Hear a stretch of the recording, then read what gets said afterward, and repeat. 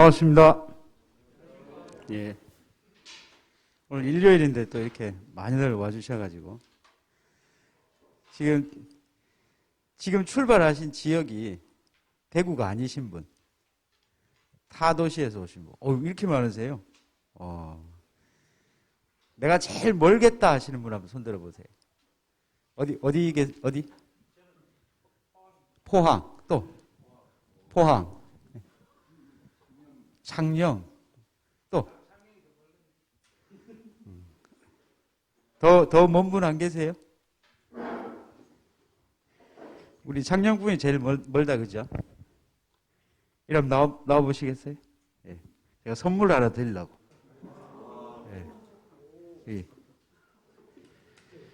여러분들 앞으로 공부할 때 꼭 필요한 계산기입니다. 예, 공학용 계산기.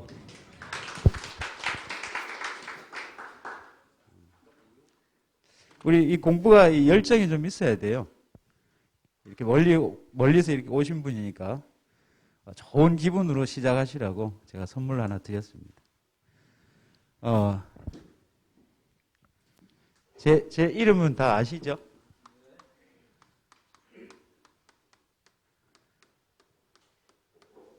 네, 한종찬입니다. 한 번 더 인사드리겠습니다. 반갑습니다.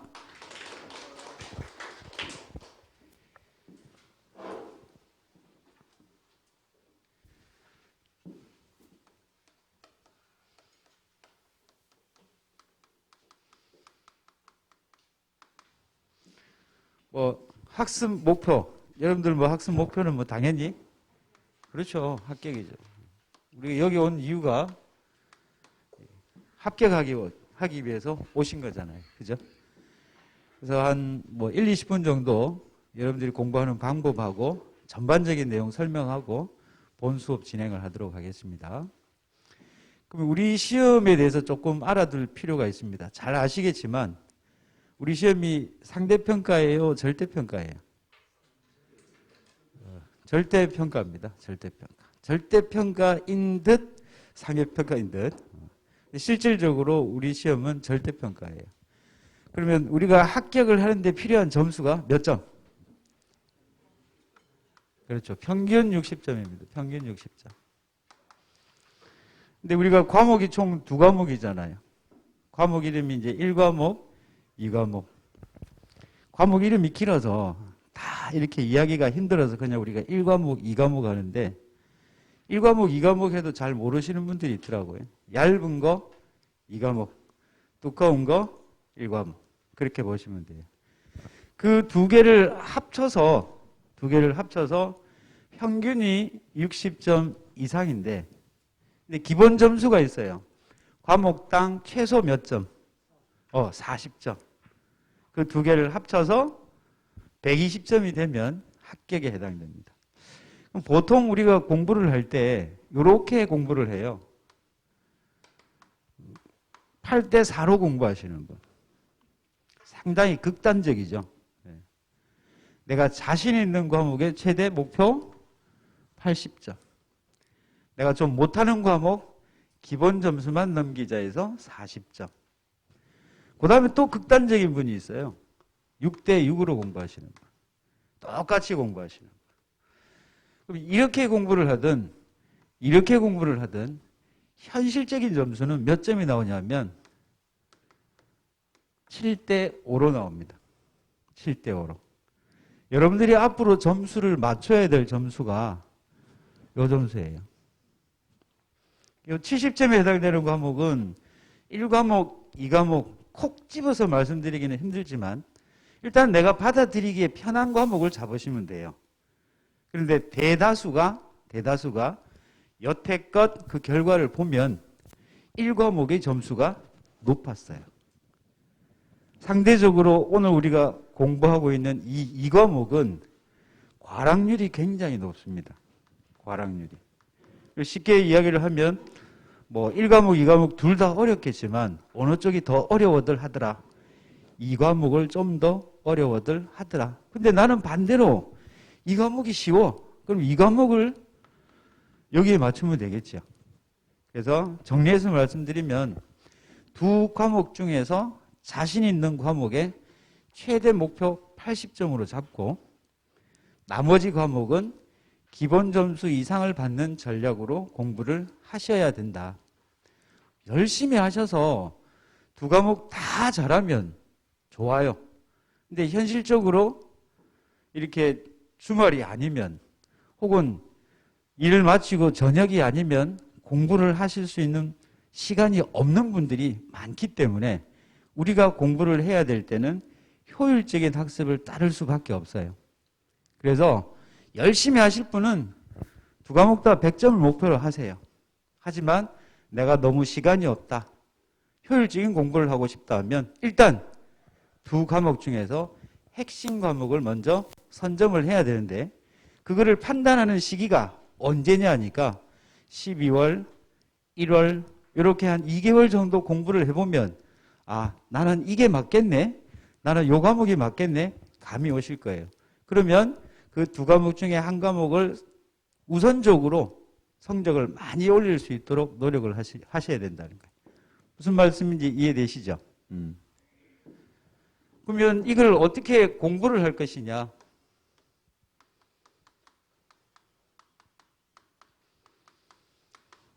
학습 방법입니다. 기본적으로 우리 교과서 이름을 뭐라 부르냐 하면은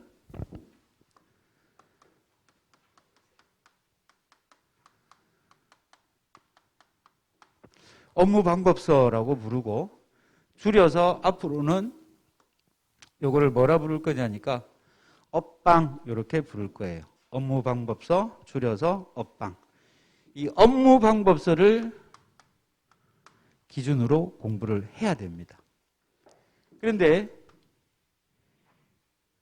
요거 외에 여러분들이 참고해야 될 교재가 있어요. 참고해야 될 교재. 그게 뭐냐면은 플러스 약관이라는 게 있습니다. 약관.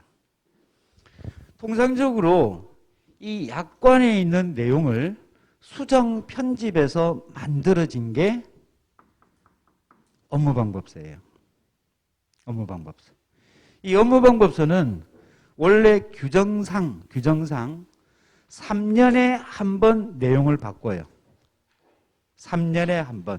그게 나중에 이제 1차 과목을 공부를 하면 1차 과목 중에 두 번째 과목에 해당되는 농업재보험법에 보면 업무방법서에 대한 설명이 있는데 농림축산식품부 장관이 이거를 변경을 할 때는 3년에 한 번꼴로 검토, 변경한다라고 규정되어 있습니다.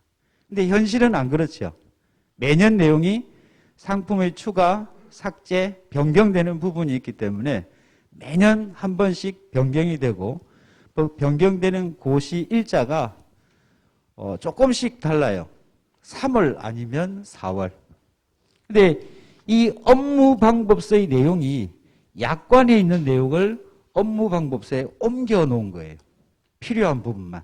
손해평가에 필요한 부분만. 그러면 여러분들이 교재를 삼을 때 약관을 중시해야 될까요? 업무방법서를 중시해야 될까요? 업방? 약관? 그럼 제가 뭐 정답 아닌 정답을 말씀을 드리면 무조건 업무방법서입니다. 무조건. 다만 시험에 약관을 참조할 것이라고 표기된 게 20년도 시험에 있었죠. 우리 가지고 있는 이 업무방법서가 지금 페이지가 한 150페이지 정도가 되는데 이전에는 훨씬 더 두꺼웠어요. 이 부분에서 이제 적과전 종합위험 2만 남고 1이 사라지고 그 다음에 가축 부분이 작년까지만 해도 업방에 포함이 되어 있었는데 가축 부분이 여기에서 전부 사라졌어요. 그러면서 농구면에서 뭐라고 표기를 했냐면 가축에 해당하는 부분은 뭐를 참고한다? 약관을 참조하라 이렇게 됐단 말이에요. 그래서 올해 시험은 가축에 해당되는 부분은 약관을 봤어야 됐고 나머지 부분은 어디를 본다? 업무방법서. 근데 이게 사람이 업무방법서의 내용을 보고 판단을 하는데 각각 판단하는 기준이 조금씩 다를 수가 있어요. 그죠? 그 다를 때는 약관의 내용을 보고 참고를 하되 업무 방법서의 내용이 틀렸다 하더라도 답입니다. 소크라테스가 그 유명한 말을 한 게 있어요. 갑자기 왜 소크라테스냐 하니까 악법도 법이다. 엇박의 내용이 사실상 틀렸지만 답으로 인정을 한다는 겁니다. 이게 틀렸을 때 만약에 이거를 인정을 안 해줬다면 여러분들이 선택할 수 있는 방법은 우리 시험에 이의제기 제도라는 게 있어요. 그래서 이게 약관에는 이렇게 설명이 되어 있는데 이게 왜 틀렸냐? 항의를 하고 민원을 넣어서 그 답을 수정할 수 있습니다. 그래서 19년도까지는 상당히 논란이 많았던 부분들도 문제가 출제가 되었고, 그래서 19년도 같은 경우에는 20번 적과전 종합위원 파트가 전원 정답 처리되는 경우도 있었고요. 올해는 그런 논란을 전부 없애버리기 위해서 논란이 조금이라도 있었던 부분들은 전부 제거를 했어요. 업방하고 약관하고 상충되는 부분들은 전부 제거되고 출제가 되었습니다. 해서 여러분들이 수업을 할 때, 우리가 수업을 할 때 공부하는 기준은 전부 다 뭐를 봐야 된다? 업무 방법서를 기준으로 공부를 하되 단서 조항이 있다면 약관을 참조하고 업무 방법서만을 봤을 때 이해가 안 되는 경우 뭐를 보시면 약관을 보시면 좀 더 이해가 될 거다. 그래서 나중에 여러분들 그 공부하실 때 동영상 보는 사이트에 학습 자료실이라는 곳이 있어요. 거기에다가 20년도 약관을 학습 자료실에 올려놓을 겁니다. 그럼 그거를 다운받아서 필요할 때마다 참고하시면 될 것 같아요.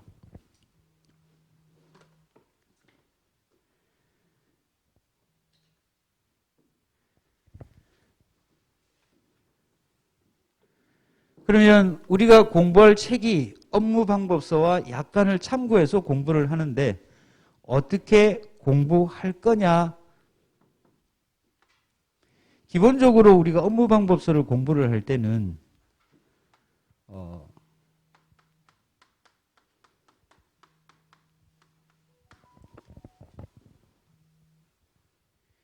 시잘부라고 있어요. 시잘부가 뭔지 아세요? 시잘부? 어제 부산에서 수업하는데 시잘부가 무슨 뜻이냐고 물어보니까 시험에 잘 붙는 부적이다. 이렇게 하던데. 또 어떤 사람은 시잘데기 없는 부분이다. 뭐 이렇게 이야기하는데 시험에 잘 나오는 부분. 어차피 60점을 목표로 공부를 해야 되는 여러분들한테는 기본 점수라는 게 필요로 해요. 기본 점수. 그 기본 점수를 어디서 뽑아야 되느냐니까 바로 시잘부입니다. 가장 대표적인 시잘부가 뭐냐니까 오늘 우리 수업의 대표적인 주제라고 할 수 있는 적과전 종합위험 2. 이 파트는 우리 여러분들 손해평가사가 평가하는 항목 중에 여러 가지 농작물이 있는데 대표적인 농작물이 과수 파트하고 그 다음에 논작물, 벼. 이 두 가지가 가장 대표적인 평가 품목이에요. 근데 우리 여기 계신 분들이 대구 경북 분이니까 굉장히 낯익은 과수들이 나오죠. 사과, 배, 단감, 떫은감. 평가 일을 하는 데 있어서 100일을 평가한다고 하면 저가후 착가수 조사 같은 경우에는 재해가 있든 없든 재해 여부에 무관하게 보험에 가입한 전 농지는 이 조사를 하게 돼 있어요. 그렇죠? 100일 중에 작년에 경남 지회에서 저가후 착가수를 처음 일을 하신 분이 며칠 정도 했냐 물어보니까 적착조사를 60일을 했대요. 제가 이 말을 왜 설명을 드리냐면 비중이 크다 작다. 크다. 대부분 여러분들이 하는 일이 과수작물에 있어서 저가후 착가수는 반드시 하게 돼 있어요. 그러니까 이 적과전 종합위험 2에 시험에 나올 확률이 높았고 1회 때부터 이번 6회 때까지 단 한 번도 빠짐없이 출제된 파트입니다. 그래서 제가 이거를 뭐라 부른다고요? 시잘부, 시험에 잘 나오는 부분이다. 또 하나 들어볼까요? 반드시 나오는 거. 통칙 또는 총칙. 우리 교재가 이제 1과목, 2과목이 있는데 이게 1과목에서는 통칙이라고 하고 2과목에서는 제1관 총칙, 제1절 통칙 이렇게 되어 있어요. 그래서 총칙이나 통칙이나 같은 의미로 해석을 하면 되고 2과목에서는 주로 통칙 파트에 용어 정리 부분이 대부분 있어요. 용어 정리. 올해 이 두 파트에서 시험에 출제된 배점이 몇 점이었을까요? 혹시 아시는 분 있으세요?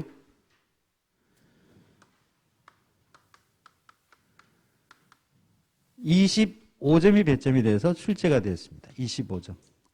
25점이면 여러분들 받아야 될 목표 점수가 60점인데 거의 절반에 육박하는 점수가 여기서 나왔다는 겁니다. 통상적으로 통칙에서 보통 괄호 끼워 넣기라든지 단순 서술형에서 배점이 5점 정도로 출제가 되는데 올해는 적과전 종합위험하고 통칙하고 전체 25점 배점 중에서 통칙이 차지하는 파트가 20점, 적과전 종합위험의 착가 감소 보험금을 구하는 문제가 5점짜리로 출제가 되었어요.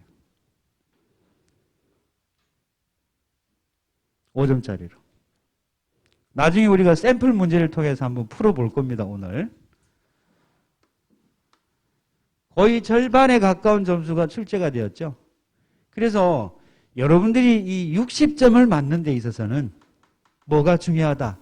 기본 점수가 필요로 한데 그 기본 점수를 어디서 뽑아야 된다고요? 시잘부에서 뽑아야 됩니다. 그럼 죽으라고 시잘부만 할 거냐? 그건 아니에요. 여러분들이 학습 방법이 처음에는 작게 서서히 늘어가다가 마지막에는 다시 축약을 해야 되는 그래프로 그려보면 이런 구조가 돼야 됩니다. 이런 구조. 무슨 말이냐면은 처음에는 시잘부 파트를 중심적으로 공부를 하시다가 점점 응용 능력이 생기면서 범위를 늘렸다가 시험에 임박하면서 필요한 것만 다시 정리하는 이런 형태가 되어야 된다는 거예요.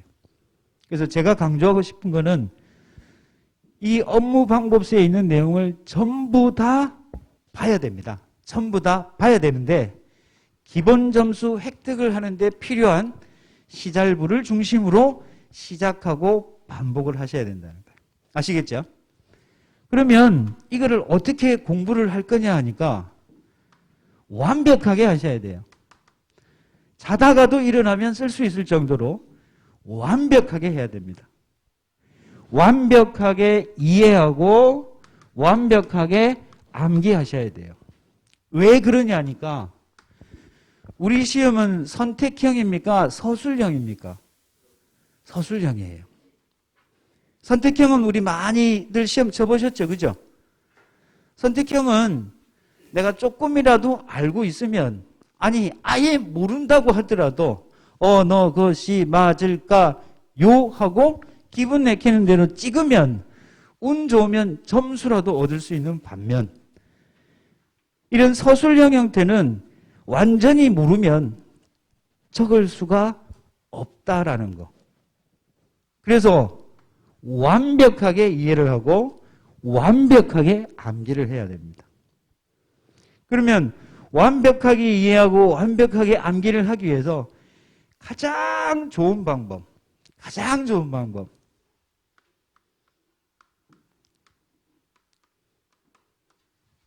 이거밖에 없어요. 이거밖에 없습니다. 공부하시다 보면 내가 벌써 나이가 이렇게 됐나라고 한번 좀 느낄 때가 있을 거예요. 예전에 20대 때, 30대 때 하고 비교를 해보면 암기력이 많이 떨어지죠. 돌아서면 까먹어요. 돌아서면 까먹고. 처음에 이게 무슨 말인지도 모르겠고. 결국 이런 것들을 해결하기 위해서는 무슨 방법밖에 없다? 반복하는 방법밖에 없다. 이 책을 전반적인 내용을 얼마만큼 반복을 하면 될까? 제한 횟수는 없지만 될 때까지 하는 건데 저희가 볼 때는 최소 10회는 반복을 해야 됩니다. 최소 10회. 이거 두껍지도 않아요. 그렇게 두껍지도 않습니다. 우리 여기 공인중개사분 계시나요? 옛날에 공법 배울 때 한번 생각해 보세요. 이거 뭐 외우는 거 유도 아니죠. 10번 정도는 보셔야 된다. 자, 그러면 우리의 학습 목표는 100점이 목표가 아니라 60점을 넘기는 공부를 해야 되고, 이렇게 60점을 넘기기 위해서는 업무 방법서라고 하는 기본 교재를 가지고 약관을 통해서 참고하되 시험에 잘 나오는 부분에 기본 점수를 획득하기 위해서 완벽하게 이해하고 암기하는 방법이 바로 뭐다? 반복이고, 업무 방법서를 몇 번? 10번 정도는 보셔야 된다. 그렇게 정리할 수 있습니다. 그 다음 세 번째는 앞으로 여러분들이 어떻게 공부할 것인가 굉장히 중요한 파트예요. 학습 일정. 지금이 12월이죠. 12월 달. 여기에 지금 수업이 1과목하고 그 다음 일요일 날 2과목 특강 수업 이렇게 있는데 지금 배정된 시간이 1일 3시간 총 3주. 과목당 9시간 정도가 배정이 돼 있어요. 뭐 1과목은 이종길 교수님이 알아서 해 주실 거고, 제가 담당하고 있는 이 2과목에서 12월 달에 해야 될 내용이 뭐냐 하면은 오늘 공부하게 될 적과전 종합 위험 2 요 파트예요. 저는 12월에 주어진 시간이 이번 주 다음 주 총 8시간이지만 이 8시간 안에 적과전 종합위험을 완벽하게 해부를 할 거예요. 완벽하게. 그래서 이 파트가 왜 중요하냐면 시험에 항상 나오기 때문에 중요하기도 하지만 대부분의 수험생이 어디서 좌절하느냐 하면 여기서 좌절을 해요. 제일 처음 나오는 부분이니까. 이게 안 되면 뒤에 것도 이해가 안 돼요. 이거를 잡지 못하면 앞으로 나아가기가 힘듭니다.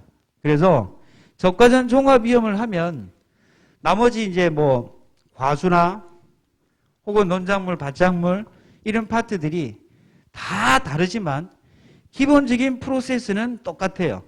기본적인 보험금을 구하는 프로세스는 동일합니다. 그래서 얘를 잡으면 여러분들이 앞으로 학습하는 데 있어서 굉장히 중요할 거예요. 그래서 12월 달에 적과전 종합위험을 한 번에 한해서 정리를 하고 1월 달이 되면 제가 반복한다고 했죠. 1월 달이 되면 1월부터 4월까지 총 16주간 수업이 진행이 되는데 이때는 업무방법서가 개정되기 전이에요. 개정되기 전. 개정 전 이론을 공부하게 될 겁니다. 이때 1월 달 요때 적과전을 한 번 더 해드릴 겁니다. 그러니까 두 번에 걸쳐서 적과전 종합위험을 완벽하게 해설을 해드릴 거예요. 그 다음에 1월부터 4월까지가 여러분들한테는 굉장히 중요한 시간입니다. 총 공부하는 시간이 1월부터 8월 21일까지 9개월 정도 공부를 하는데 몇 개월 공부하는 거예요? 4개월. 굉장히 중요하죠? 예. 이거 지나서 오면은 2차는 힘들어집니다. 이 부분이 왜 중요하냐면 5월부터 6월까지는 2달에 걸쳐서 개정 후 업무방법서 이론을 학습을 할 건데 4개월치 학습하는 내용을 2개월로 줄여요. 개정된 내용 플러스 축약해서 부연 설명이 줄어들고 전 품목을 다 설명을 하려면 굉장히 타이트하게 나가겠죠. 그죠? 그리고 이제 더 중요한 게 12월이 되면 내년에 국가 공인 자격 시험에 대해서 시행 공고를 합니다. 예정 공고를 해요. 발표가 났는데 손해평가사는 1차가 6월 20일 토요일입니다. 그 다음에 2차 시험이 작년에는 9월 5일 날 시험을 쳤지만 올해는 8월 21일 날 2주가 당겨졌어요. 여러분들한테는 상당히 빠듯합니다. 자, 보세요. 왜 그러냐면 1차는 지금 공부 안 하죠? 언제부터 공부해요? 1월 달부터 공부를 하고 실제로 내가 공부하는 시간을 투자하는 거는 2개월 정도 투자할 거예요. 1월부터 4월까지는 1차는 수업만 들어요. 수업만 들어요. 왜? 공부하는 시간을 어디에 투자하기 위해서? 2차 과목에 투자하기 위해서. 그러면 1차 시험에 합격을 하기 위해서 내가 투자하는 시간이, 공부하는 시간이 5월부터 6월 20일까지 한 달 20일 정도 공부하는 시간을 가질 겁니다. 그럼 이때는 1차 공부도 해야 되고 2차 공부도 같이 해야 된다는 거예요. 이때부터는. 이때 여러분들이 2차 공부를 열심히 안 해두게 되면 이때 1차가 붙어야 2차를 칠 수가 있으니까 1차 공부하는데 시간 투자해야 되죠. 2차 공부하는 시간이 상대적으로 줄어듭니다. 그래서 이 앞에 있는 1월, 4월이 굉장히 중요해요. 그 다음에 마지막으로 이제 7월하고 8월. 이 7, 8월 달에는 마지막으로 이제 총 정리하는 시간입니다. 무엇을 통해서 하냐면 이때는 이론 위주가 아니라 문제풀이에요. 문제풀이. 1차 시험 끝나고 나면 바로 문제풀이로 들어간다고요. 그래서 5, 6월이 1차와 2차를 같이 공부해야 되는 시기이기 때문에 1월부터 4월까지 충분한 2차 공부가 되어 있지 않으면 힘들어지는 시기가 될 거라는 거 명심하세요. 대충 학습 일정은 아시겠죠?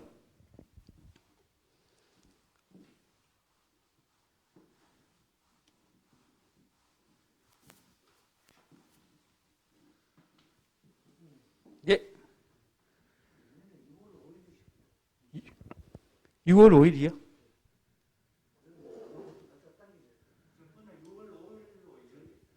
(6월 5일) 아, 그래요? 제가 그 확인한 거는 그 산업인력관리공단에서 예정 공고를 나온 거를 확인을 했는데 혹시 제가 잘못 알고 있나 한번 확인을 해볼게요. 그렇죠. 그래서 제가 1월부터 4월 달이 굉장히 중요하다. 지금 뭐 일정은 제가 다시 한번 더 확인을 한번 해볼게요.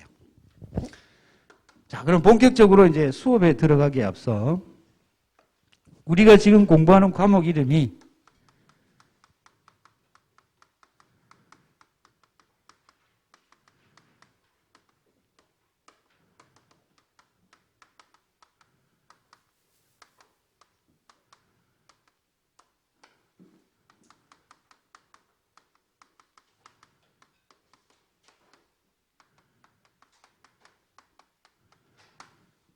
과목 이름 하나 적다가 숨 넘어가겠어요.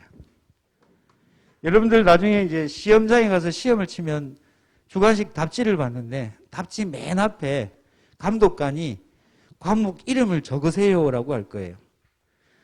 그 칸 안에 다 안 들어갑니다, 이거.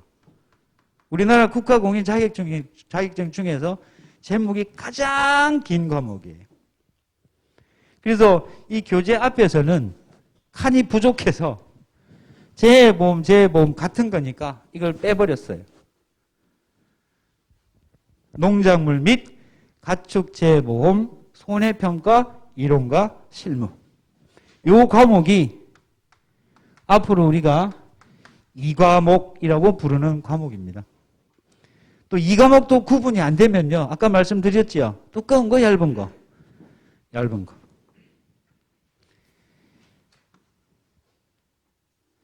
그럼 과연 이 과목에서 우리가 배워야 될 내용들이 어떤 것들이 있는지, 우리가 공부를 시작할 때 숲을 보라는 말이 있죠.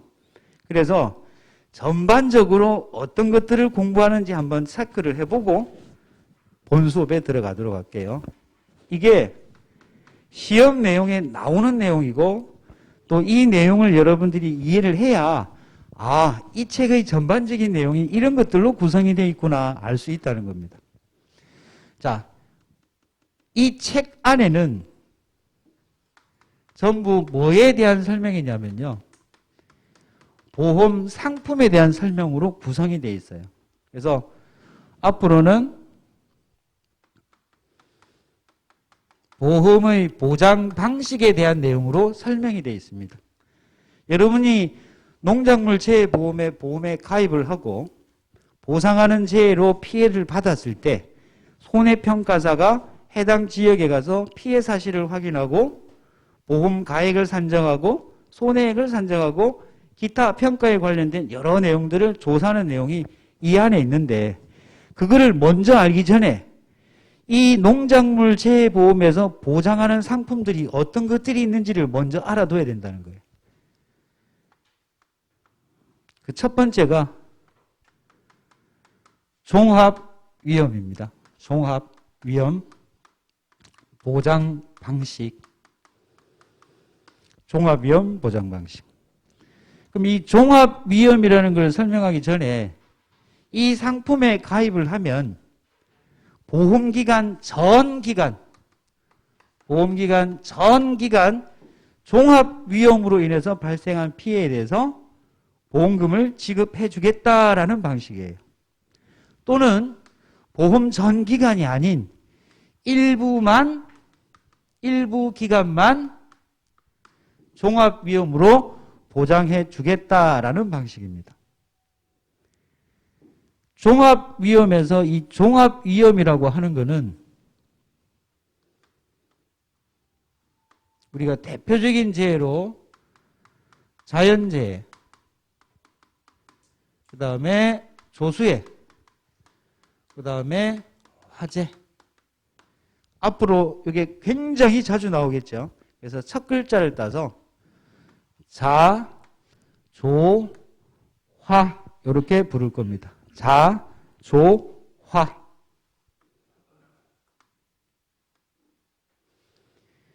자, 자연재해는 어떤 것들이 있는가 살펴보면요.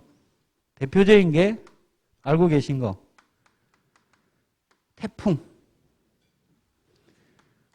우박,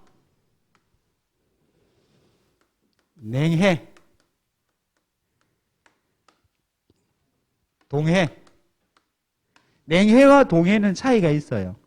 동해는 0도씨 이하. 냉해는 작물의 생육저온이라고 있습니다. 작물이 살아가는 데 필요한, 생장하는 데 필요한 온도 이하로 떨어졌을 때. 냉해, 동해. 그 다음에는 설해. 그 다음에 한해. 한해는 가뭄이에요. 가뭄. 그 다음에 조해. 조수해가 아니고 조해. 이거 파도 조자인데 염분. 이게 바람이 강하게 불면 파도에 분말이 일어나면서 그 염분이 작물에 묻어서 발생하는 피해입니다. 그 다음에 기타 자연재해. 그 다음에는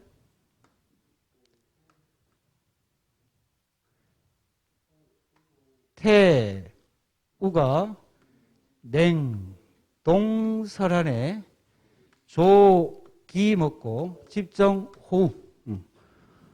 호강, 이게 강풍이에요. 강풍. 요거는 집중호우. 요거는 강풍. 그 다음에 올해 하나 추가된 게 호강하더니 살이 폭 쪘죠. 폭염.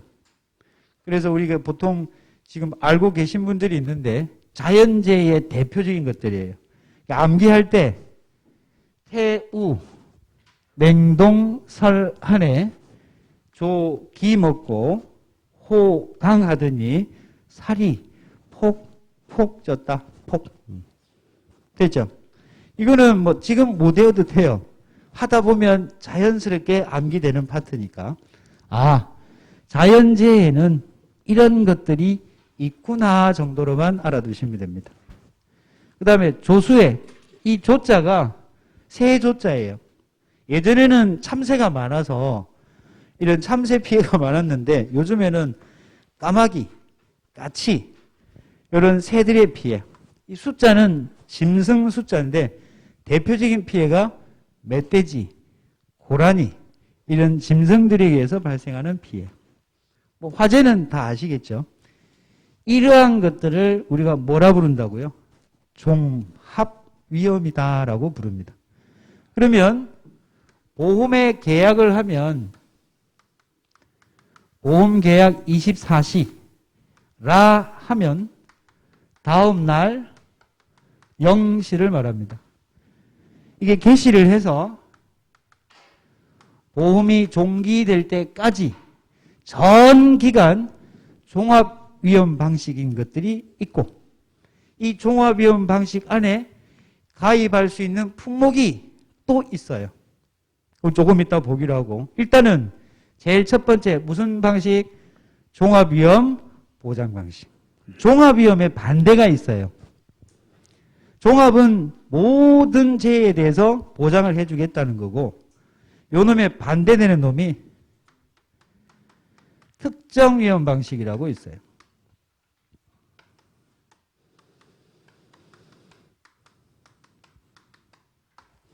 이 특정위험이라고 하는 거는 이러한 재해들 중에서 찍어서 몇 개의 종류만 한정해서 보장하는 방식인데 요 놈도 보험 전 기간 특정한 위험에 대해서만 보장해주는 상품이 있고 대표적인 게 인삼 하나밖에 없습니다. 그 다음에는 대부분은 일부 기간만 특정 위험으로 보장을 해요.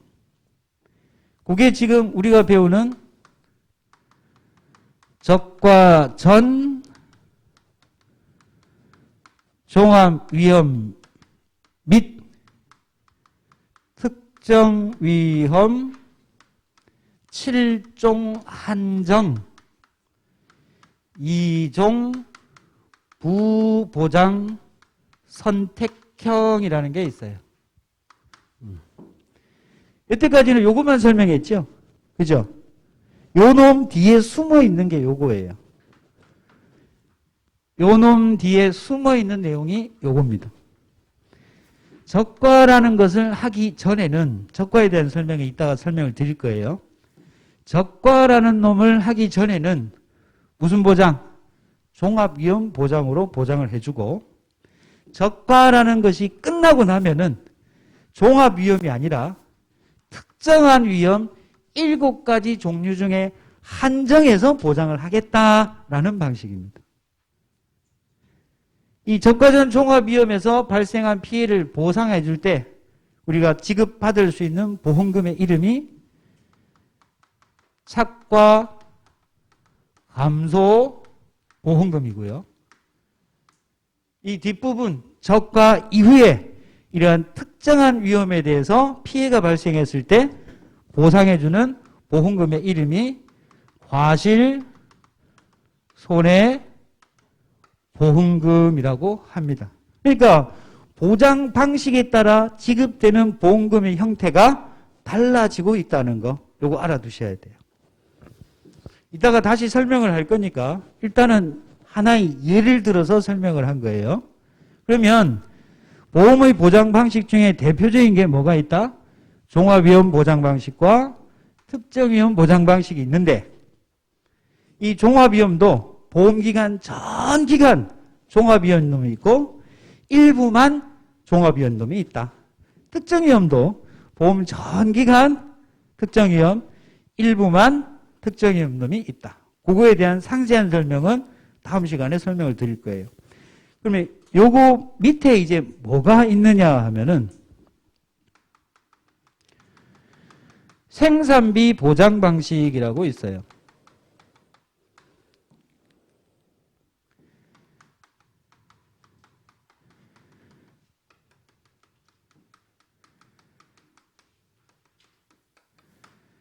작물의 생장이 준비기, 생장기, 수확기를 거쳐서 이 준비기에 발생한 생산비를 보장하고 수확기 때 발생한 생산비를 보장해주는 방식인데 이 생산비 보장하고 비슷한 게 농업 수입 감소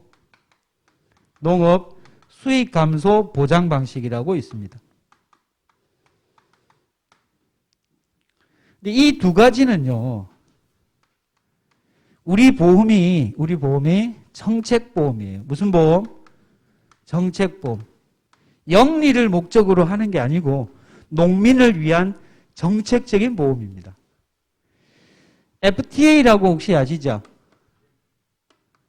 프리 트레이드 어그리먼트라고 해서 자유무역 협정 2006년, 2007년인가 이 협정에 우리나라가 가입을 하면서 어떤 문제가 발생을 했느냐 하면은 외국으로부터 값싼 농작물이 우리나라에 들어오기 시작한 거예요. 그럼 상대적으로 우리 농민이 경쟁력에서 뒤처지다 보니까 힘들어졌죠. 그거를 보장하기 위해서 이 농업 수익 감소 보장 방식은 농민의 소득을 보장하고 그 다음에 수확기 때 기존 가격 이하의 가격으로 떨어졌을 때 수입을 보장하기 위해서 정책적으로 만들어진 보험입니다. 이 보험이 있기 전에 지금도 있어요. 직불제라고 혹시 들어보셨나요? 직불제. 이 특정 품목에 대해서 무조건적으로 농민에게 자격이 있는 분들한테는 직접적으로 보상해주는 제도입니다. 직불제. 근데 이 직불제가 문제가 많았어요. 문제가 많아서 이러한 방식이 도입되기 시작한 거다. 개념만 알아두시면 돼요. 그래서 정리를 하면 우리가 배우고 있는 2차 2과목에 전체적인 카테고리를 나눈다라고 하면 크게 요 4가지 카테고리로 나눕니다. 그 첫 번째가 종합위험, 두 번째가 특정위험, 세 번째가 생산비, 네 번째가 농업 수입 감소. 이해되시나요? 지금은 카테고리만 알아두시면 돼요. 다음 시간에는 이 카테고리가 11개의 카테고리로 다시 나뉘어지고 각 카테고리마다 해당 농작물이 뭐가 있는지, 어떤 품목이 있는지를 설명을 드릴 겁니다. 잠깐 10분 쉬었다가 시작하겠습니다.